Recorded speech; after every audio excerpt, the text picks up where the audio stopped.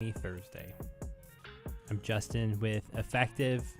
Welcome to the live stream. If you're joining us on YouTube or LinkedIn or on Twitter, good to see you. Thanks for joining us this week.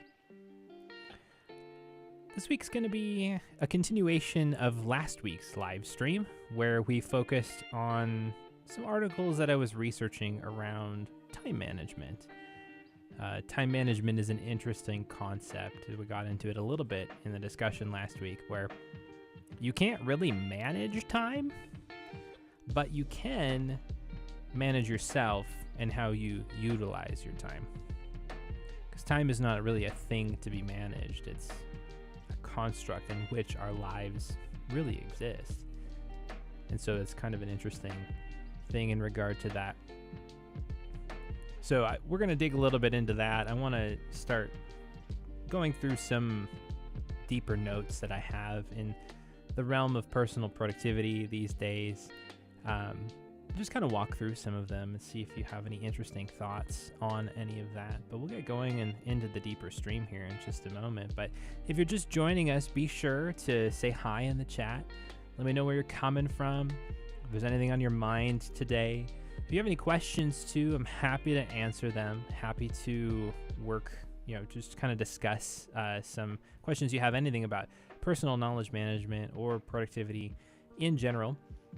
If you haven't noticed yet too, we've completely rebranded the channel. And this is a process that I'm going through across the holistic part of my business as well, moving from Effective Remote Work to just a simpler brand, Effective.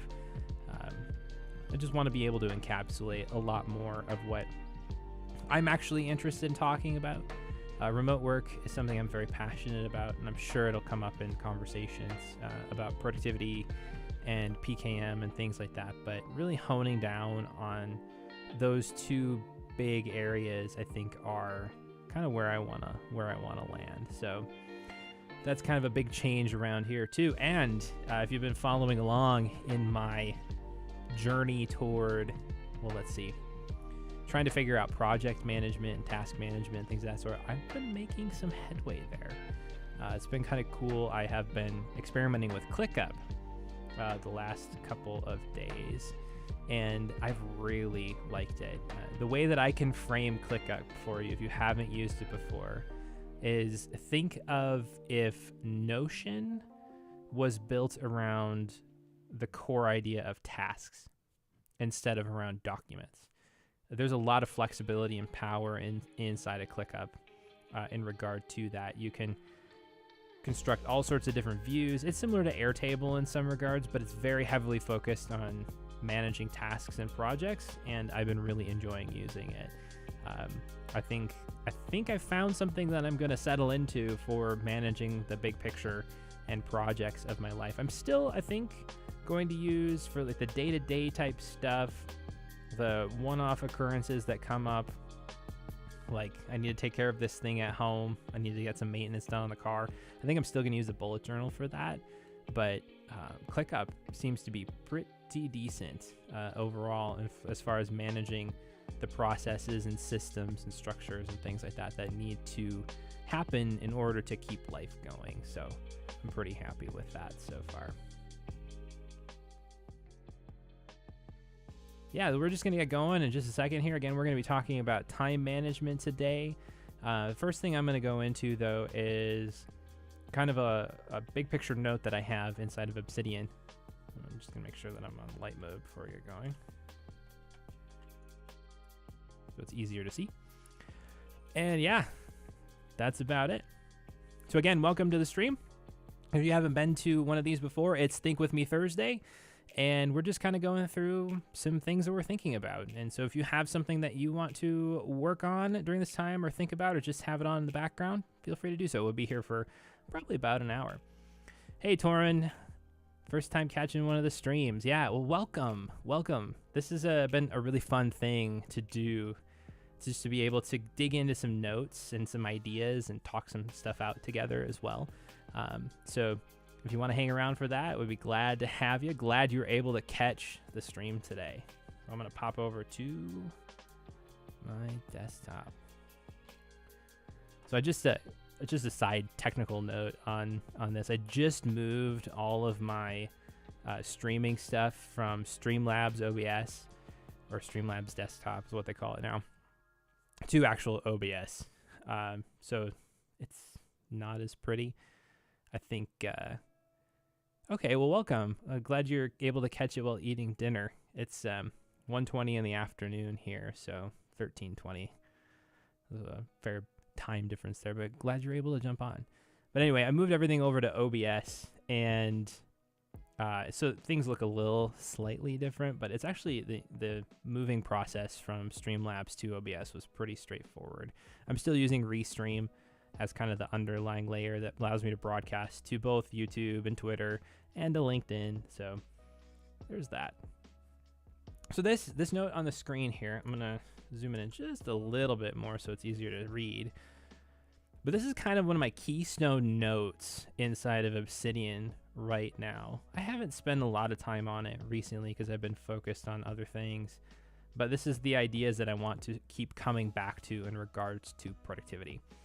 I wrote an article on my personal blog a few months ago called like what's happening next with personal productivity, and kind of dug into the ideas of how productivity has changed over the last, well, really like 30-40 years, and how I think we're at kind of an inflection point with it again. And so this is kind of my thoughts of like, what does this look like? Where is this going? Welcome from Sweden. Thanks for tuning in today. Again, if you guys have any questions at all, do leave them in the chat. I'll usually pepper in answers throughout whatever we're talking about, or if there's something deeper, we can get into it a little bit later in the stream if we need to. So this, as I mentioned here, is kind of my big picture of where do I think productivity is heading overall. I think the key concept here is that there is a synthesis that's forming, because what I've seen over the last few years is we've gone from this heavy swing from I have to be as efficient as possible to let's slow this down and not really work as hard as we have been. And I think there's definitely benefit for that. I mean, having been someone who's walked through burnout myself, we have to guard against burnout. But I think that there is a mix of the two of these ideas that I think is really, really helpful.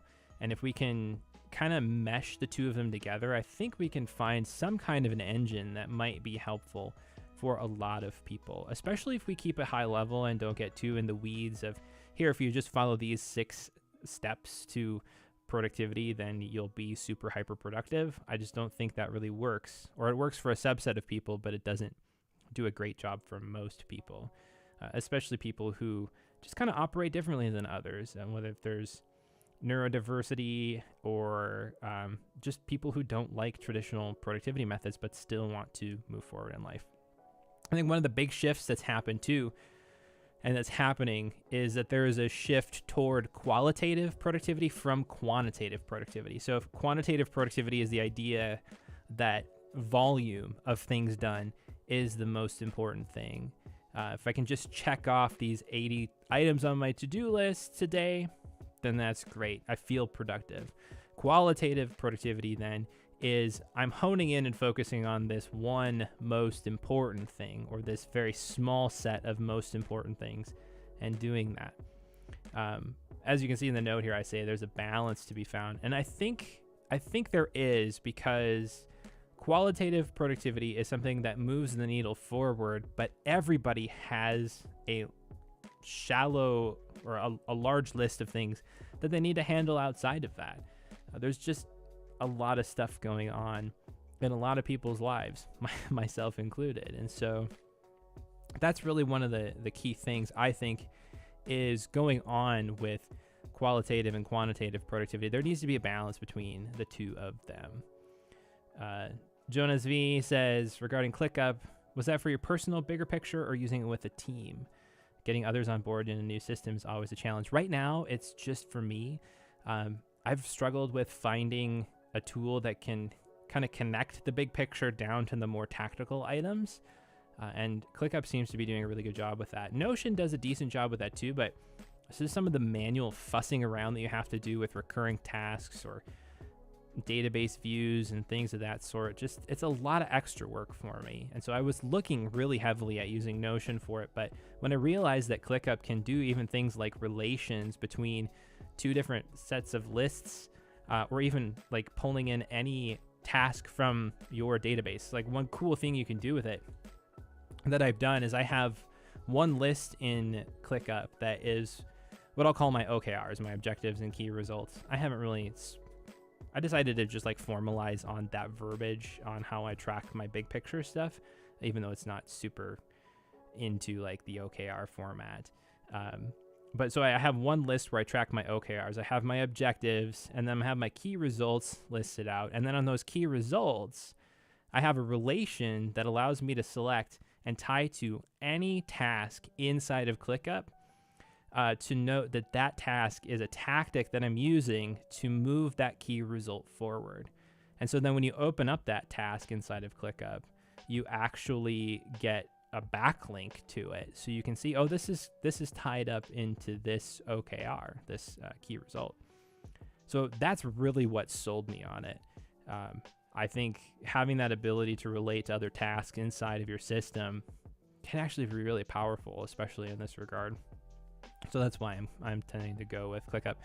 I'll do a video on it sometime in the near future once I get my system settled down a little bit and more matured in there. Yeah, Notion faffing around. Yes, very much so.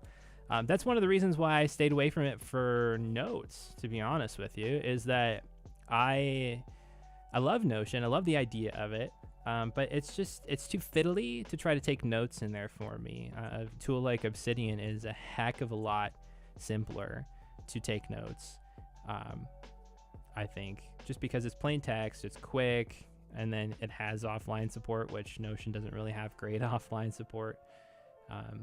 Not that I use that too often. Like I don't travel that much, and that's the majority of the time where you need offline support, at least for myself anyway. So yeah, but ClickUp seems to be pretty nice. I don't have to fuss around with it. I mean, you could get lost in there. ClickUp is like, well, if you mashed, to frame it another way, ClickUp is like if you mashed OmniFocus and Notion together. So there's a lot of fiddling you can do around in there, but it's so much more focused on getting stuff done, and I really appreciate that. It's just a lot less friction. So back to the note here. Some of the key ideas that I've been thinking through in regards to that, there are related notes down here that kind of dig into some of the specifics of what I think is happening here, is the idea of discipline paired with systems, but it's more about self-discipline than it is about creating a system that keeps you on track. Qualitative over quantitative productivity, but also a mix of both. Autonomy to work, but in the context of a company that fosters healthy work habits. This fits into the bigger picture of like why I really think remote work is awesome, especially when you're building a remote first company, because it allows oftentimes for a healthier workplace to be developed, but it can happen even in office environments too. And then there's shift towards holistic over compartmentalized views of work and life. So some of the key ideas that I have down in here is that productivity is a tool, not a mindset. This is a permanent note that I've developed. So we can just read through this here a little bit. I often see people in the productivity space live with the mindset that everything serves being productive. I work to be productive. I build systems to be productive. I schedule to be productive. Rest, engage in leisure to be productive. Sleep to be productive. Exercise to be productive. It's really this idea that we can structure our whole life around being the most effective at our work and at our lives. And I think there's a problem with this because, as I mentioned down here, that everything in life then comes to serve work. It leads to an achievement trap is what it does, when in reality, life is so much bigger than the work that we're doing. So it's this idea that we need to shift away from productivity being a tool in our toolbox. So I'm not talking about a tool like a software app. I'm talking about it being a way that we can tackle a problem. And the problem is, I have all this work to do. What do I do with it? But that it's not a mindset that we need to adopt to everything in life. It's just a tool that we can pick up and use when we have a problem to solve, and productivity is the right thing to solve that. Looking at some other notes, this is kind of the interesting ideas here that I've been playing around with. This last year, I was really kind of, what's the right way to put it? Dismayed with productivity. I just kind of saw a lot of what's happening in the productivity world, and even in my own self with productivity, as being largely pointless. Like, why do I build these big systems? Like, what's the purpose of this? So it was just kind of, I guess, going through a bit of a productivity existential crisis, if you think about it. But I was trying to really sort things out, and I feel like I'm getting a clearer idea of how to move forward, which is good. But even this idea of stop building systems, I think kind of gets to some of the key thoughts that I've had. We focus so much on building systems and productivity, and the problem is that systems are not friendly to humans. They expect rules to be followed and are often too fragile or rigid to handle what life throws at us. This has been the consistent experience that I have had in building productivity systems. Usually I'll build something out, and then life throws me a curveball, and then that doesn't work anymore. Some of that is down to tooling. Some of it is down to just needing to handle certain situations differently that I've encountered over the years. But I mean, changing jobs is one thing where productivity system sometimes doesn't survive that. You have to rethink it. It's also a good reset point too. Systems are beneficial though in some contexts, but I think this drive so heavily towards building systems has kind of caused us to lose the core of what productivity is about. And that's what I get into in this idea of you are the center of your system in this note here. Because we often try to build a system around the tooling that we have access to. And it's easy to do that. Okay, well, I'm going to do everything in Notion. I'm going to do everything in ClickUp. All my notes are in Obsidian. And then these are all the workflows and processes of how I get information from A to B, and how I handle it here, and how I do this here, and how I take care of this here. But when it comes down to it, it really doesn't, like, handling all that information in very specific and tactical ways doesn't really, I guess, put us in a position to move the needle forward on the most important things of life. And in fact, what I've seen is a consistent thing that happens with people, and it's not across the board, but I've seen it fairly commonly when people are talking about how their productivity system keeps them on track. But my experience myself, when I've tried to do this, is that the system becomes kind of a codependent, nagging mother of sorts, where you just have the, it's like your mom coming and telling you, hey, did you take care of your laundry yet? No. Hour later, hey, did you take care of your laundry yet? No. Hey, did you take care of your laundry yet? And that's not really a healthy way to live, because, like, I am in charge of myself. I don't need a system to be in charge of me. So I have to make the decisions myself, and it's making this mindset shift from I need to have something outside trying to tell me what to do versus to I need to be the one telling myself what to do. It's a subtle change, but I've noticed that sometimes we can project what we are thinking inside on a productivity system, when in reality, the only way that we can really be the most productive is if we can take charge of ourselves, decide what's most important for us, and then move forward from there. There's this other thing here too, which I'll kind of end on this, is the VST approach, which is kind of a weird name. It's just kind of a working name of an idea that I've had. But it's like a holistic life management cycle is what I look at it. So VST is pretty simple. It's vision, strategy, and tactics. And it's taking a look at what's the big picture of your life. Your needs, your desires, your goals.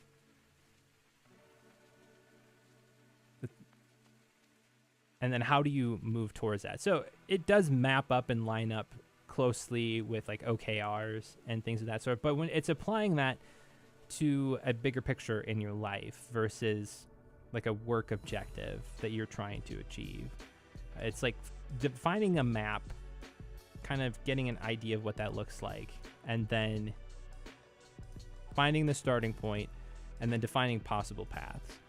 And then the strategy then kind of comes down into what are the paths that I'm going to choose to take right now, and then down into tactics is what are the individual things that I'm going to take to move that forward.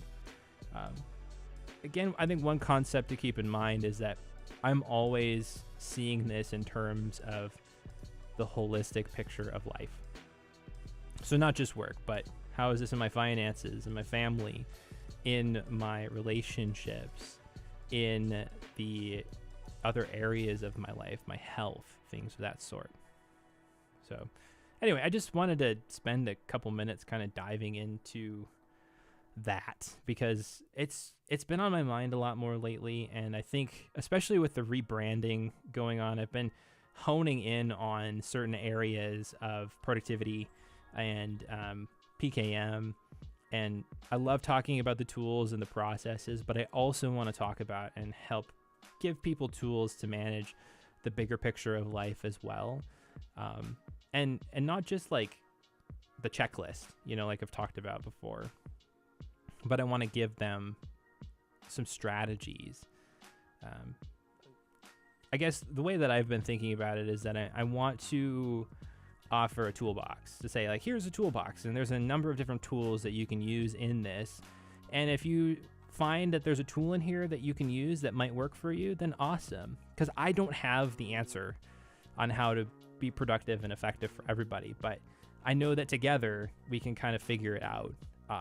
And so that's kind of where I want to take things with effective going forward.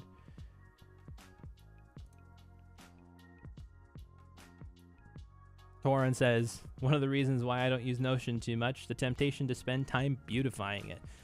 Yeah, that's initially, interestingly enough, that's why I was turned off by the bullet journal method. It's I kept seeing everywhere that I researched bullet journal. You get on the bullet journal Reddit, on Instagram, on blogs. It's all people who have very artistic capabilities. They make their bullet journals look amazing and perfect and, really fun. And that's just not me. I'm like, does this make sense for me to try to do this? And the answer is yes.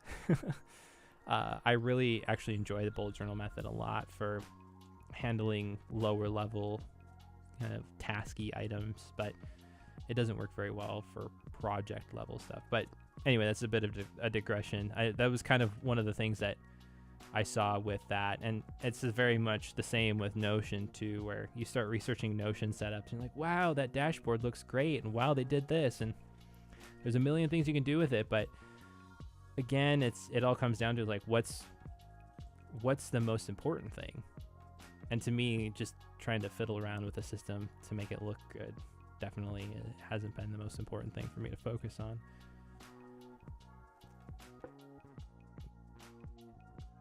Oh, a Rocketbook, huh? I have not tried one of those, but those are the ones where you can throw it in the microwave and it erases everything, right?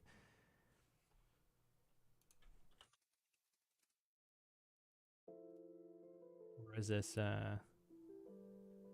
Yeah, I think so.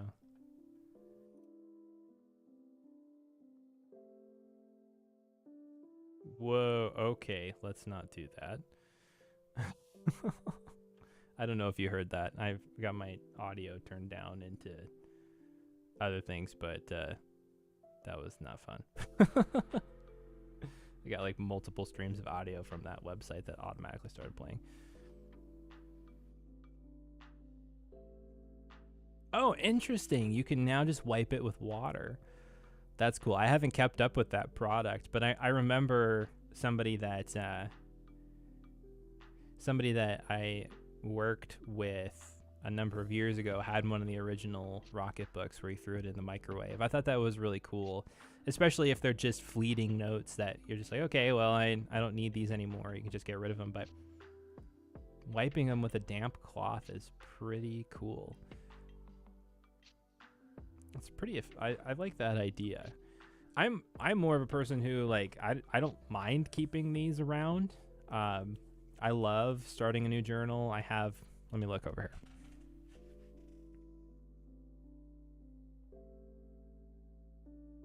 I've got like 12 journals over on my shelf. This is number 13. There's a couple other ones too, but this, as far as like journaling and bullet journaling, I love stacking them up over there. And I usually write the dates on the spine with a silver Sharpie or a gold Sharpie or something like that. And then if I'm interested in like, oh, what was I thinking about? What was I doing like 5 years ago? I can go back through, because sometimes there are interesting thoughts that I captured, or just things that I was stewing on, or things that I did where it's like, oh yeah, I forgot that I did that. Jonas V says, I love the idea of Rocketbook, but I need a little more feedback from the paper than the Rocketbook paper gives. I'm guessing you're talking for writing with the friction that it provides. If so, I totally get you. I'm kind of a fountain pen guy. I love fountain pens. I really enjoy them. This is one of the TWSBI. I can't remember the model on it, but I've got this Kaweco Sport here as well that I love. And then let's see. I just like nice pens. And then this is the Studio Neat Mark 1 here. Oh goodness, focus please. Nope, not gonna happen. Okay. I love fountain pens, and that's why the Leuchtturm 1917, I love writing in these too. But the paper that's been the flat out nicest for writing on has been, let's see, I don't have it handy nearby here, but it's been Rhodia. I've got a square notebook that I've used for just mapping out ideas and kind of just fleshing things out, that I love writing in with fountain pens. It's so smooth to write on. It doesn't scratch at all or anything like that, which is pretty great. Yeah, I love fountain pens, and that's there's just something nice about writing, like physically writing something. It's just I can't even, the idea of writing on a tablet. I like when I went to college, the school that I went to had convertible laptops where it had a stylus on it, and they were super nice and they worked really well, but it just didn't feel the same. And even when I would write something on them, I wouldn't retain it as well mentally as I would if I wrote it on a piece of paper. It was the same thing that I was struggling with reading books on a screen versus on a physical book. There was something like I just was not retaining things as well as I did on physical products. And so I'd still love to keep paper around. That's why I've like really kept with the bullet journal method for so long.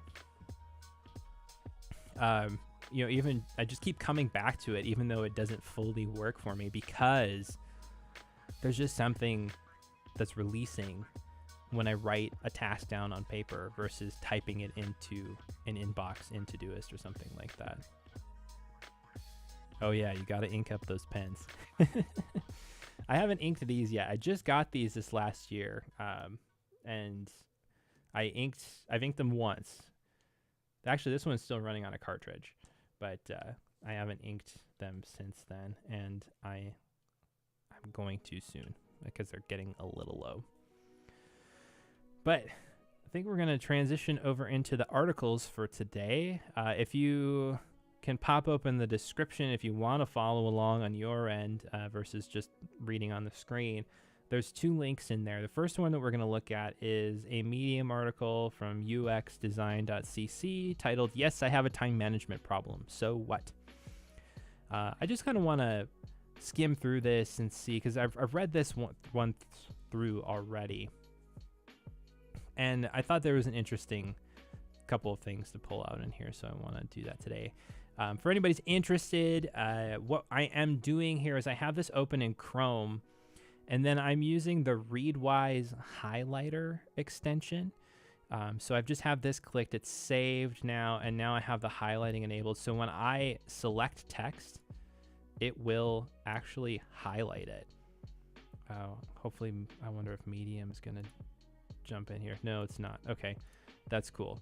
So, and then I can click on this highlight and add a note. I can tag it, and then it goes straight into my Readwise database. And if you haven't checked out Readwise, I do have a link in the description to that as well. It is my affiliate link if you want to try it out. You get a 60-day trial, which is 30 days more than the default trial signing up. So feel free to try that out. If you don't want to use the affiliate link, that's totally okay too. You can just delete my name off the end of it and sign up there at readwise.io. But I love Readwise. It has been the game changer for my knowledge management workflows. I figured I would just give that a plug because in previous streams I have someone's been like, "What? How are you doing this? I don't even know." So I just figured I would say up front, like, "Oh, this is how I'm doing it." Torrin says, "I'm helping to test the beta version of their new reader app." I am too. I actually love that. I'm excited for the time where I can bring it up on the screen here on the stream. I know they're not quite ready for that yet, but I am very excited to see where this goes. Clement, it's not quite the beta reader. You can get the Readwise highlighter extension. Right now, the extension does clip your articles to the reader beta. I talked to the Readwise team about this, and they're just not ready for someone to be showing their product in the open yet. When they are ready for that, I will definitely do a couple videos on it, and some streams, because there's some cool stuff you can do with it. It does RSS feeds, it does PDFs, and then you can send in emails into it, and obviously you can clip in articles to it too. And they have a lot of things that they're planning for it. It is hands down the best reader experience or article saving experience that I have had at all. You think Instapaper times about 50. Instapaper was decent. I thought it was way better when Marco Arment owned it and developed it, but since it's changed multiple hands since then, it really hasn't changed, and it just becomes an everything bucket for articles where nothing really comes out. Trixon says, "Does Readwise work well on Firefox, or is it just Chromium?" I think their highlighter, there is a plugin for Firefox, and I think it works decently on Firefox. I recently moved away from Firefox, though, unfortunately. I was just having way too many problems with different websites not loading correctly in Firefox. For whatever reason, because the rest of the world is on Chrome. Chrome is, let's see, what Edge is. So the majority of the browser market is running the Chrome browser engine. It seems like a lot of people have just forgotten about developing for other browsers, unfortunately. Reader beta highlights on websites still don't work well for me. Well, that's interesting. If you haven't joined their Discord yet, I would recommend posting some bugs in there. Torrin says that he's already canceled the renewal for Instapaper. I paid for it, I think, once a while back, and I just didn't find enough value for it because it didn't really go anywhere for me. I know you could sync it with Readwise, but I don't know. I just never went back into it to read stuff. And with Reader, I'm using it more because I can do something with it in there pretty easily.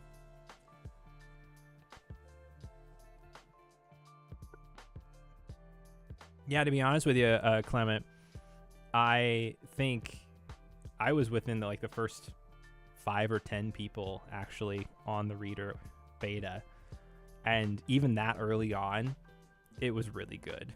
I was really impressed with what they had done, even right away after they opened up the beta.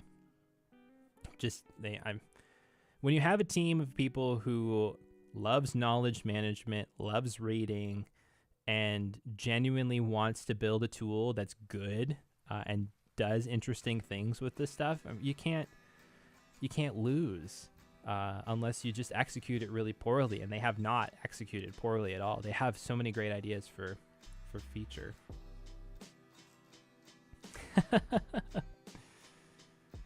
Jonas V, that's funny.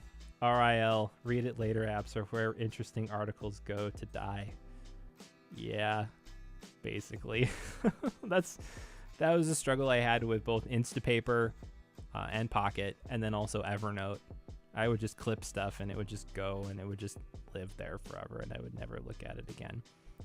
What I love about Reader is even if I clip it here and I come back and I look at it and I highlight something, it will surface at some point in the future inside of my Readwise highlights. That is just a game changer for me. And then with the Obsidian sync, it automatically makes its way into my vault, which then I can go back in and review that at some point in the future as well.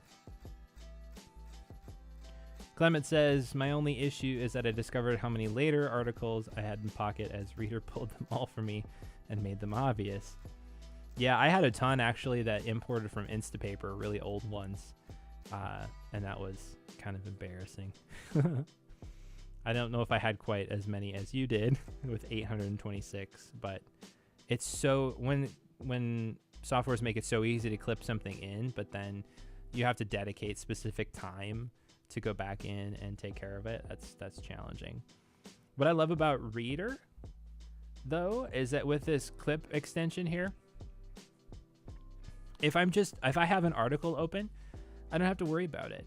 I can just click this little button up here, this yellow R, and it'll turn on the highlighter mode. And then all I have to do is if I'm reading it and I find something interesting, I can just highlight it, take notes right there, and boom, it's already in Readwise and then automatically in my Obsidian vault. I don't have to think about it. That is just mind-blowing to me because 10 years ago, that was like such a manual process to do. Even just a couple years ago, it was such a manual process to do. But anyway, this article in particular is about a person, Justine M., name changed from the original, but who is a designer, busy professional, and how they kind of went from recognizing that they don't really care about time management to trying basically to deal with it. Let's see here. It's kind of a change from not caring about time management to caring about it a little bit.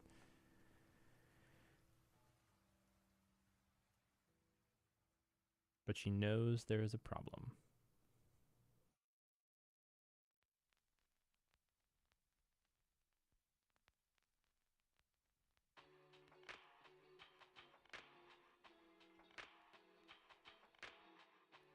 It was just kind of going through the backstory of talking about what she does for work, kind of how she spends her time.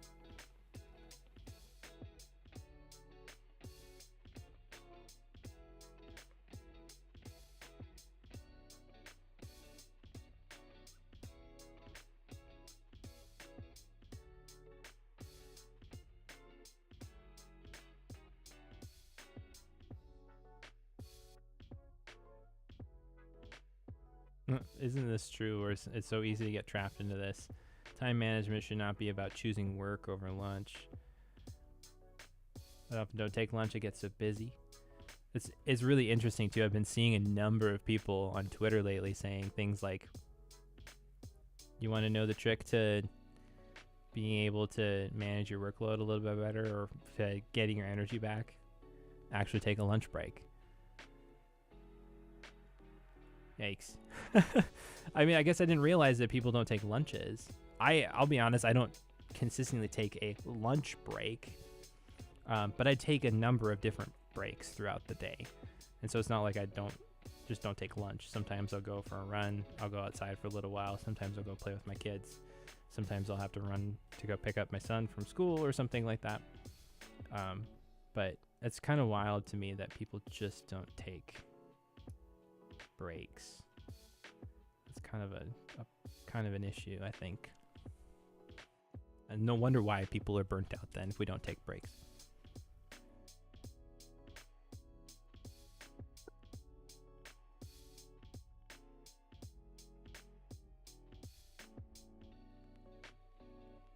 Clement says, in home office, what helped me is a lunchbox, which we need to cook, and we alternate with my wife to cook. Oh, yeah.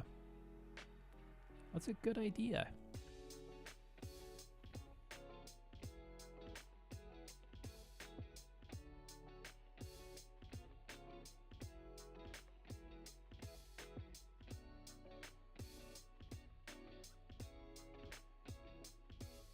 All right, so this is just an overview over time.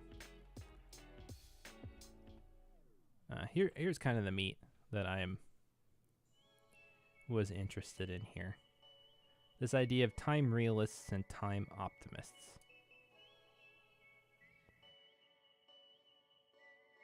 Time realists look at a task and break down the math of it. They're conscious of how long things take and factor that time into the schedule. Time optimists, by comparison, are hopeful things will work to their desires. Leads to overambitious plans and unrealistic demands. This approach often leads to frustration when to-do lists become incomplete. Well, if you think you're a time optimist or a time realist, say it in the chat. I'd love to hear from you on that one. For me, I'm a time optimist. It's 100%. And I think a lot of us probably tend to be optimists in that regard. It's really hard to be realistic with time. How much time is something going to take? Because we're really bad at estimating too. The only way that we know how to properly estimate something is if we've done work in that same vein of things and kind of have a good sense of how long things take. Torin, welcome. Thanks for joining today. The stream won't be publicly available, quote unquote, on the channel, but if you go to the Think With Me Thursday playlist, you'll be able to find it there. I don't have them listed on the channel after the stream is live, so it doesn't screw with the YouTube algorithm. But I do have them available in the playlist if you want to check that out. So just a pro tip for you there.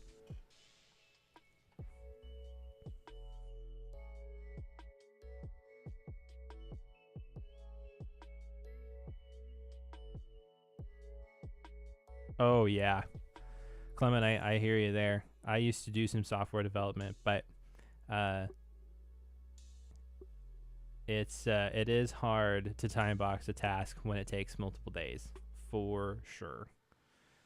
And then yeah, you have bugs that you're facing, or you have problems with the code that you're trying to write, and you might have to walk away from it for a couple hours just to get your head in a different space and then come back to it, and then there you go. But yeah, it's software development is an interesting one.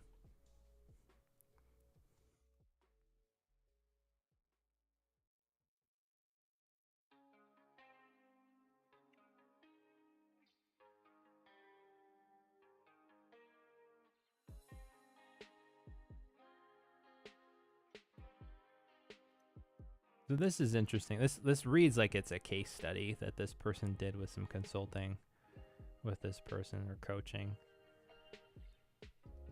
Blocks or calendar for what Paul Graham calls maker versus manager hours. We got into this a little bit last week, I think, or recently anyway. I have some thoughts on makers versus managers. It's I like the idea at a core, but people don't fit into a box on one way or the other. It's kind of a spectrum between that. Yeah.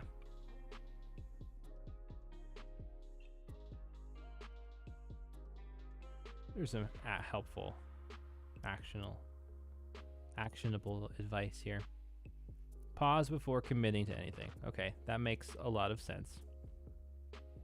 Always end every day by planning tomorrow +2. This is where I thought it was really interesting. This whole idea of planning tomorrow +2. No, it's interesting. They don't really get into this here. But you're basically planning 3 days out.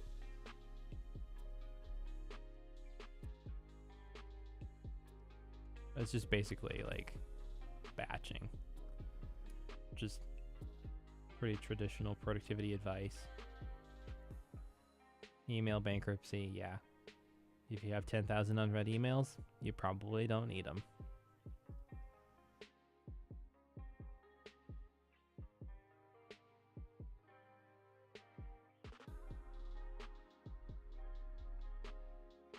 I think, oops, gonna re-highlight that.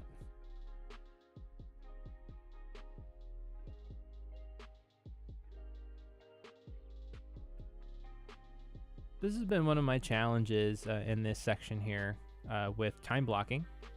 So kind of getting to what Clement's talking about. No matter the industry, time management plagues us all. Managers are often hijacked by unplanned events. Traditional time management teaches us to make a list of things to do, but once you get in the office, check your email, interact with coworkers, that list is outdated. From this quote here, time management teaches us to prioritize ABC, but these days everything seems urgent and competes for the highest priority. Time management teaches us to close the door to get important work done, but it doesn't address our spinning brains and the lure of the internet at our fingertips. Whatever schedule we come up with is typically out the window by 8:01 a.m.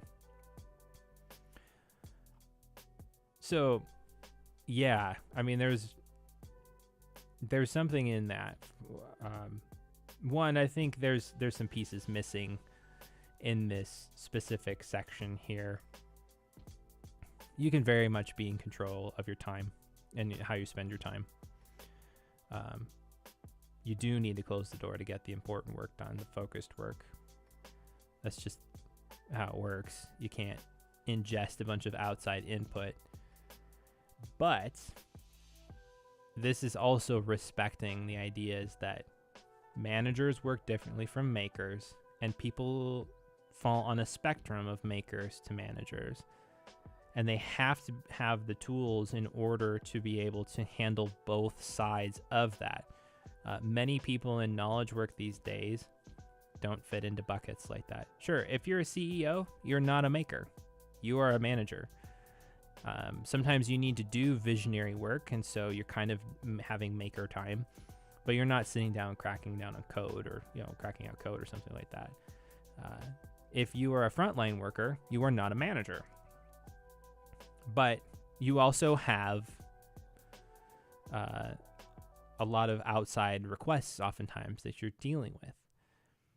And so those buckets don't really work in today's modern work. Everybody has a like as I talked about, if you caught the stream last week,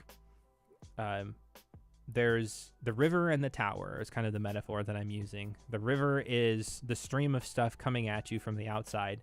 It can be anything from people having requests, emails, all the way to social media and other things outside that you want to interact with. And then there's the tower, which is the meaningful work that's moving toward a specific goal. And everybody needs to manage those at different levels.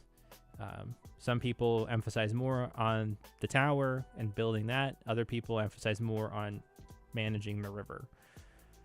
But we kind of have to get into a mindset and a flow that works for each individual person to manage those effectively. Sometimes that, as it's talking about here, like blocking out time for that time to work on the most important things.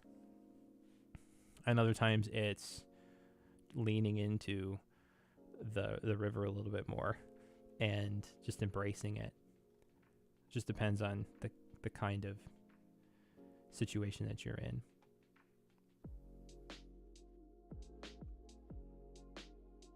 I thought this was kind of nice. Management is reactionary by nature. The good news, the problem is not you or your skills. As a senior manager and director, I work closely with new managers, and seasoned C-suite executives all struggle to stay ahead of their daily schedules. So, backing up from that bit,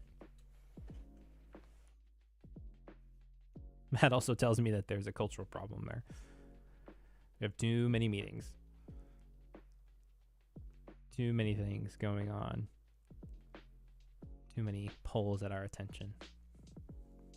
But anyway, that kind of wraps up that article. It wasn't as in-depth as I was remembering it to be, but there's a couple helpful tips at the end of it.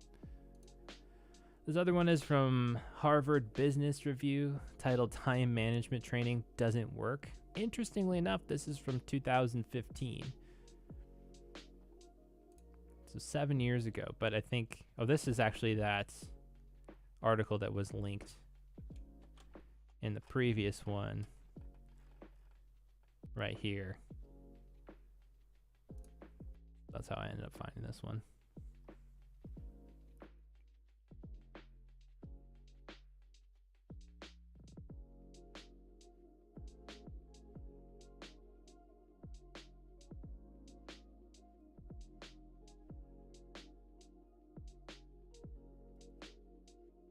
This I thought was really insightful. Problem's not just that we're getting distracted from work, it's that we're getting distracted from important work by other work. How many times have you sat down to do more thoughtful, in-depth tasks only to be lured away by incoming emails from clients or colleagues? Knowledge workers are so overwhelmed by incoming information they spend much of their time playing defense, operating without a clear picture of their total responsibilities. Yeah, I fully agree with that. There's very much a place where the modern office worker is stuck playing defense all of the time. You have emails and chat messages flying at you left and right, and you have a stacking list of projects and initiatives and objectives and key results and whatever it is that your organization uses to track those high-level things that are on your plate to move forward to. So, and then add on top of that 80 meetings in a day that you need to be present at so that you can, be part of the organization. That's really hard for a lot of people. So you have to almost play defense on your own schedule, on your own attention. You have to limit the things in certain places so that you don't have problems with them. I know the one problem that a lot of executives or even leaders in an organization have had is that they have so many meetings and things going on during the day that they end up having to handle the majority of their email at night. So they have meetings from 8 a.m. in the morning till 5 p.m. at night. And then they go home, they have dinner, maybe see their family for a little bit, and they spend 2 hours in the evening clearing out their email inbox because guess what? It's going to fill up again the next day. That is not a healthy organizational culture by any means. When a leader has to spend hours of time responding to emails, I'm sorry, but that's not a healthy spot for anybody. There's no wonder why people are burnt out.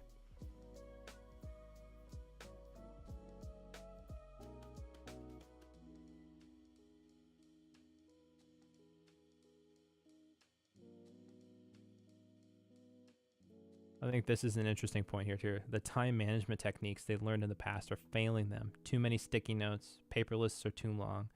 There's always more to add to them, and flagged emails quickly fall below the scroll and get buried. Often that's the case. Sure, you can make the case of like, well, this is where getting things done comes in. You just need to be able to sort it into the right spot and know what to do with it. And there's an element to it.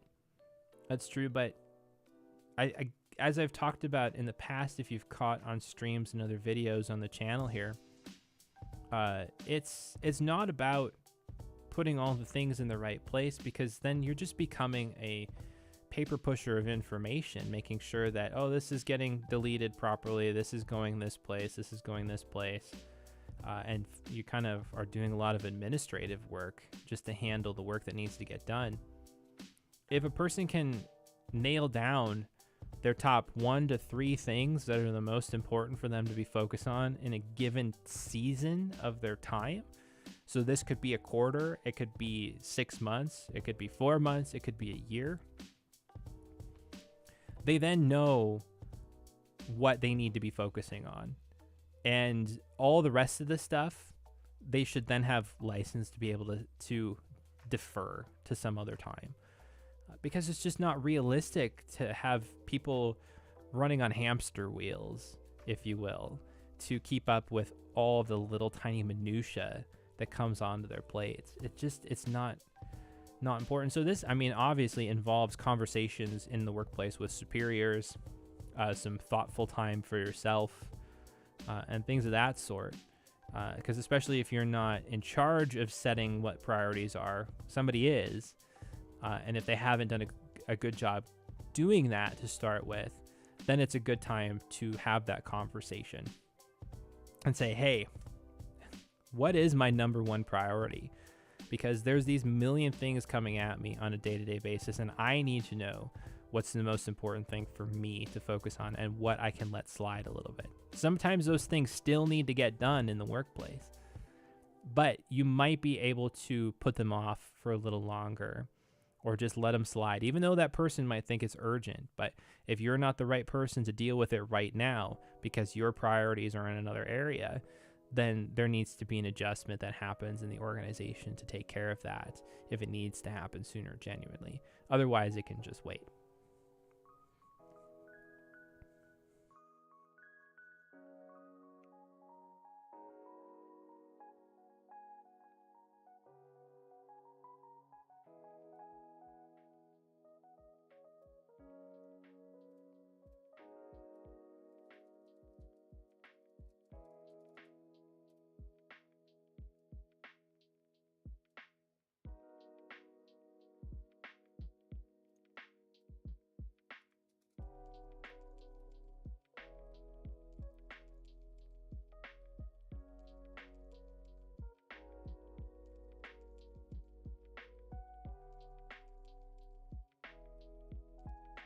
Yeah, this is some really good stuff here, actually.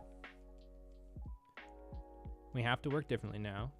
We need a new kind of training to be truly effective. Companies need to offer training on productivity skills and empower employees to overcome these new challenges. This training should have 3 components: clarity around role priorities rather than specific task priorities, attention management skills rather than time management, and a comprehensive workflow management system. I think that makes a lot of sense. I just realized the time too. I actually have to wrap up. And so I think what we're going to do here is, I think we've hit kind of the high level ideas in this article. So we'll wrap that one up for now. But if anybody has any quick questions before we end the stream today, do pop them in the chat. Again, if you're joining on LinkedIn, on Twitter, YouTube, thanks so much for watching. And I really appreciate you coming along on this journey with us on learning and thinking through some things. Clement's asking, did you choose those articles because you feel bad in planning and time management? No. There's been the last probably 6 months to a year has been a really big upset in the way on how I am handling my time. Last year I was really focusing on trying to slow down, but since I've moved into a managerial style role where there's a lot more leadership and big picture project management and things of that sort going on, a number of different things that I have my focus on in a given day or a given week, and wanting to make sure that I have my time and attention. I just kind of went down this rabbit hole of what do people say about time management? What's out there? Just to try to get ideas. That's kind of how I operate. When I have a problem that I'm looking to solve, what I tend to do is I just start researching it and gathering information. And then when I feel like I have enough information, or sometimes when I feel like I have enough information, I usually can draw a conclusion about it. Or oftentimes what happens is that when I start researching it, I kind of rabbit trail through things, and then I discover a potential solution that I can try. That's how I discovered the bullet journal method, to be honest with you. I didn't really know much about it until a few years ago. I was like, man, I really just want a nice productivity system on paper. I want to try that because I feel really overwhelmed at this moment with digital tools. That was probably 4 years ago now. But that's kind of it. So it was just more of an inkling of like, I want to try to get myself on better footing since I'm in a new kind of season, a new position, a new thought process towards the kind of work that I'm doing. I want to make sure that I'm getting my feet under me in the right way. And so a lot of times it's just revisiting old ideas and sometimes uncovering new ones that helps me get back to that point. So that's kind of why I went down that direction. I haven't really felt that I'm necessarily bad at time management and planning. It's more, a lot of it is that I have fallen on the intentionality of it, meaning I haven't been as intentional with planning as I want to be. And so giving myself a little bit more structure in the midst of a flexible schedule and a life that's all over the place, that's really has helped me kind of get my feet under me. So anyway, that's kind of the gist of that. I have a meeting coming up in a few minutes, so I've got to jump off of this live stream. But thank you, everybody, for joining today. If you want to check things out, I will be launching actually a new version of our website soon, rebranded under Effective. It's going to have a newsletter built into it, so I'll be able to be sure in the future when that's ready in the next week or two to share that on the stream, so that if you want to keep up with some of the other things that are going on with Effective, that you can sign up there as well. But again, thanks for watching, and I'll talk to you. Well, will I do one next week? Because I have some travel that I'm doing. I think I'll probably be around for one next week on Thursday, so we'll see you then. Take care, everybody. Thanks for joining today, and thanks for the great comments.